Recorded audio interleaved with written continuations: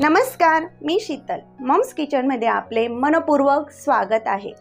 आज आपण शाळेचा डब्बा भाग 1 मध्ये बनवतो आहेत छोट्या सुट्टीसाठी पॅनकेक आणि मोठ्या सुट्टीसाठी बीटरूटचा रोल. ह्या दोघंही रेसिपी बनवत असताना मी अजिबात मैदा रव्याचा वापर केलेला नाही. अतिशय सुंदर टेस्टमध्ये हे दोघंही टिफिन बनवून तयार होतात. तर लगेच बनवायला सुरुवात करूया.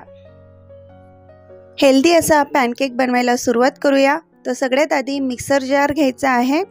यात मी आता 1 वाटी गव्हाचं पीठ वापरते आहे.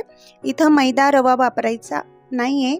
अर्धी वाटी साखर टाकून घेते आहे. त्याचबरोबर यात टाकून घेते आहे 2 चमचे साजूक तूप. अगदी साध्या आणि सोप्या पद्धतीने आज आपण हा पॅनकेक बनवतो आहेत. यात आता 1 वाटी थंडगार असं दूध, पाव चमचा खाण्याचा सोडा, अर्धा चमचा बेकिंग पावडर आणि यात मी टाकून घेते आहे व्हॅनिला इसेन्स. आता हे सर्व साहित्य आपण मिक्सरमधून 2 ते 3 मिनटं फिरून घेऊया. 2 ते 3 मिनटानंतर बघू शकतात हे बॅटर रेडी झालेला आहे. अगदी स्मूथ दिसतं आहे. तर लगेच आपण याचे पॅनकेक बनवायला सुरुवात करूया.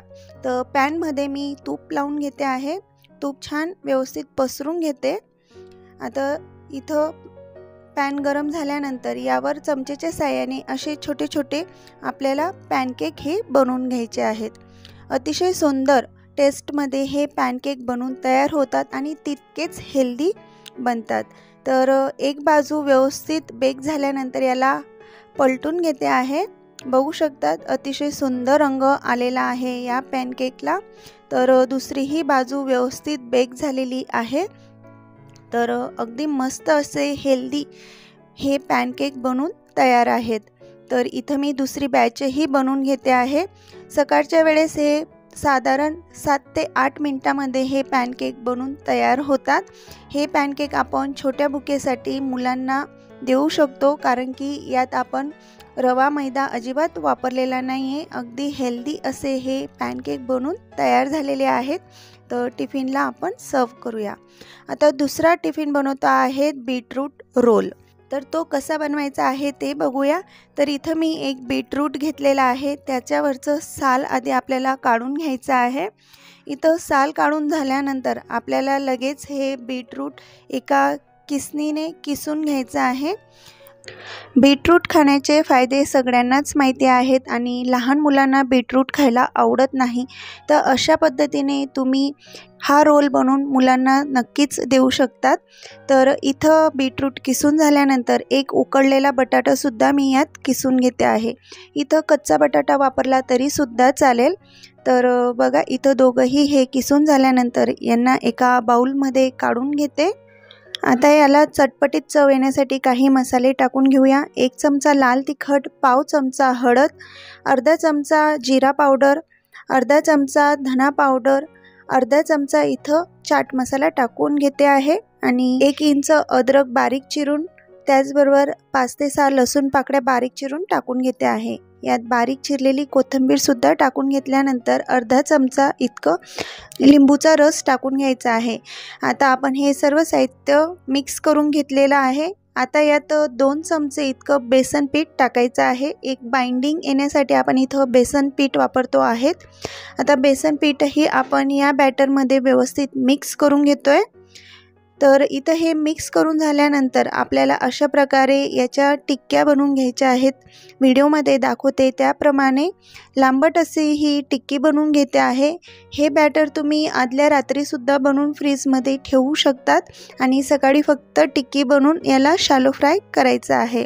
तर इथं या बॅटरच्या 3 टिक्क्या बनवून तयार होतात. तर बघा इथं हे टिक्की बनवून तयार झालेली आहे. तर पॅनवर तेल टाकून घेते आणि या टिक्क्या आपण शॅलो फ्राय करून घेणार आहोत. अतिशय सुंदर टेस्टमध्ये आणि मुलांना आवडेल अशा पद्धतीने हेल्दी ही बीटरूट रोल आपण आज हा बनवतो आहेत. एक बाजू व्यवस्थित फ्राय झाल्यानंतर आपण याला पलटून घेणार आहोत.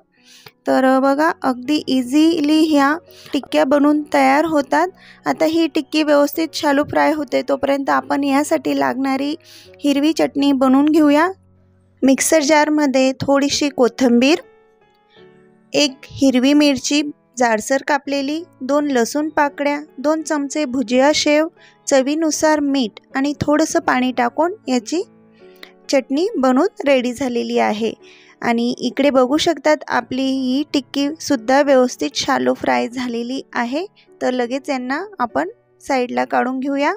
इथं माझी चपाती रेडी होती, तर मी याला आता हिरवी चटणी ही लावून घेते आहे। अशा प्रकारे यावर लगेच आपल्याला ही बीटरूटची टिक्की ठेवायची आहे आणि यावर बारीक चिरलेला कांदा, बारीक चिरलेली कोबी आणि मस्त भुजिया शेव अशा प्रकारे टाकून याचा छान असा घट्ट असा रोल बनवून घ्यायचा आहे। व्हिडिओमध्ये दाखवते त्याप्रमाणे आणि याला मधोमध अशा प्रकारे कापून घेते आहे।